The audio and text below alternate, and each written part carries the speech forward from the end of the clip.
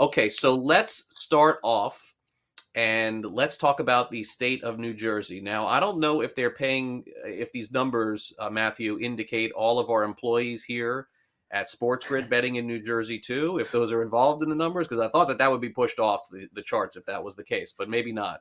What are the numbers showing in New Jersey over the last quarterly report? You know what? The last report for New Jersey, it showed us what we thought might happen. There was a dip in the handle. The sportsbooks reported 532 million in bets, but that was actually done down 8.1%, excuse me, from last July, and that marks the third straight month that New Jersey sports betting handle has dropped. Now, you might say, well, it's slower months and everything, but usually still we're seeing year over year growth. In fact, New Jersey has never had 3 months of straight drops. Only COVID. That was the only time when sports were shut down. So that's understandable, right?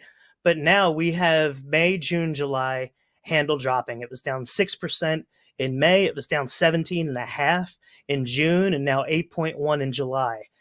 But Hmm. it's not just all doom and gloom yet. It's easy to say, well, New York is coming in and taking all that business, right? But we have to remember this little thing called COVID, Craig. I don't know if you remember that, but Yes, I do. COVID messed up the sports schedules, right? And it still impacted this year when you try to do the year over year comparisons. When you look at June, June last year had 45 NBA games, or six this year. There were 8 NBA games in July this year with none. And when you look at the difference in the betting, there was 74.7 million completed bets in July last year for basketball. This year, 33.1 million. So that almost makes up the entire disparity there. So it's yeah, you're looking at COVID and you're saying, well, okay, it's the schedules, but let me argue with myself now, Craig, because I argued for COVID yesterday, but you know what? Pennsylvania just reported their results, and handle was up 10.5% over last year. Hmm. Pennsylvania and New Jersey tend to go hand in hand.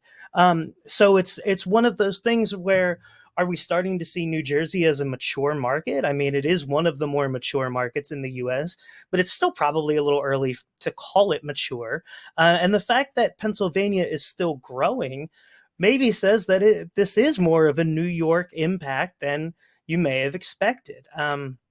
We're going to know for sure once football comes around. You know, the New York tax rate at 51% is going to change how things are done.